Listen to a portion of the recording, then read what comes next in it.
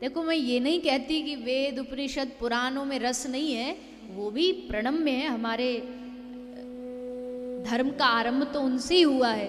पर कभी कभी क्या होता है ना, जो काम घी कर देता वो दूध नहीं करता। भले घी निकला दूध में से ही है, भागवत निकली वेदों में से ही है, पर जो रस भागवत जी में वो कहीं और नहीं। इसलिए पिबत भागवतम रसमालयम मुहुरहो रसिका भुवि भावुका। इस रस को अपने जीवन में पान करते जाओ, इतना पान करो, इतना पान करो। कहते हैं ना, इस दुनिया में हर आदमी को अलग अलग शौक होता है। किसी को नई मूवी रिलीज हुई पहला दिन फर्स्ट डे फर्स्ट शो देखने का शौक होता है, किसी को घूमने का शौक होता है, किसी को नया नया खाने का शौक होता है, किसी को फाड़ी पन्नी और नहीं तो इसी का शौक होता है,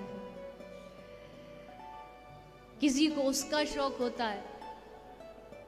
अलग अलग न जाने दुनिया में किसको क्या क्या क्या क्या शौक है।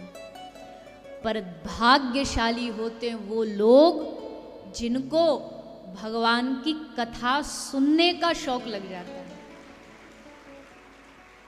कथा मात्रेक जीवनम, जिनकी जिह्वा को भगवान के नाम का गुणगान करने का शौक लग जाता है, आदत पड़ जाती है। राधे राधे कहने की आदत सी हो गई है, बार बार उनका नाम कहने की आदत पड़ जाए, जीभ को रोकना पड़े, रुक जा चुप बैठ जा, पर फिर भी जीभ श्री राधा श्री राधा श्री राधा हरे कृष्ण हरे कृष्ण। पर अभी तो उल्टा है, अभी तो इस जीभ को कहना पड़ता है कि थोड़ा तो बोल ले भगवान नाम। बोलती है एक आध मिनट, कई लोग बोलते हैं मुझे आके, हम बोलते तो हैं हरे कृष्ण महामंत्र, आप कहती हो महामंत्र जाप करते तो, पर थोड़ी देर के बाद जीभ थक जाती है। क्यों? दुनिया की दुनियादारी में बैठ करके दूसरों की बुराई करने में तो ये जीभ नहीं थकती, वहां तो बड़ा रस आता है।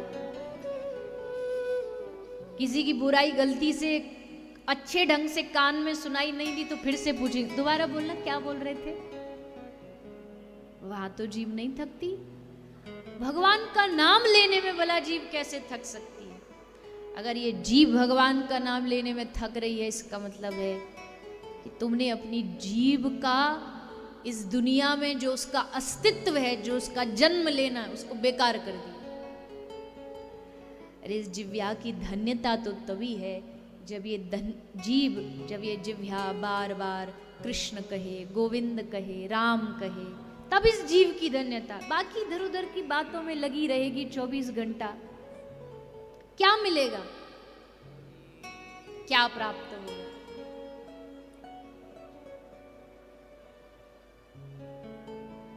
जिसने अपनी जिह्वा को समझा लिया ना कि हे जिह्वा देवी, ये जीभ बड़ी खतरनाक है, जीभ से खतरनाक दूसरी कोई चीज नहीं है दुनिया में, क्योंकि इसी से सारे रिश्ते बनते हैं और इसी से सारे रिश्ते बिगड़ते हैं।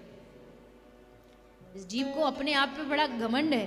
दांत कहता है तू ज्यादा उछल मत, बत्ती सी के बीच में रहती है, कभी भी दांत के नीचे आकर के दब सकती है। जीभ कहती है खबरदार, जो हमको डराया तो होंगे तुम बड़े सॉलिड पत्थर जैसे दांत, पर अगर मैं अपनी पे आई ना तो ऐसा कुछ बोल दूंगी कि सामने वाला आके एक मुक्का मारेगा और तुम 32 के 32 बाहर आ जाओगे। है बड़ी मुलायम सी, बड़ी खतरनाक, बोल के खुद तो घुस जाती है गड्ढे में और फिर जा करके सबरे, हमारे ब्रज में ब्रज भाषा में कहें सबरे मूड फुरवामनी है। अगर कहीं लड़ाई झगड़ा करवाना वो ये जीभ ही एक अकेली काफी है, इससे बड़ा कोई तलवार कोई कुछ काम नहीं आता। इसलिए जिसने जिह्वा को जीत लिया, जिसने जिह्वा की महिमा को समझ लिया, पर मैं तो इतना ही कहूंगी कि भाई इतना ध्यान रखो, ये जीभ बस केवल इधर उधर की बात करने के लिए नहीं मिली है। ये जीभ मिली है बस बैठ करके उनका नाम गाओ, उनकी महिमा गाओ, उनके गुणगान गाओ, तब इस जीव की धन्यता।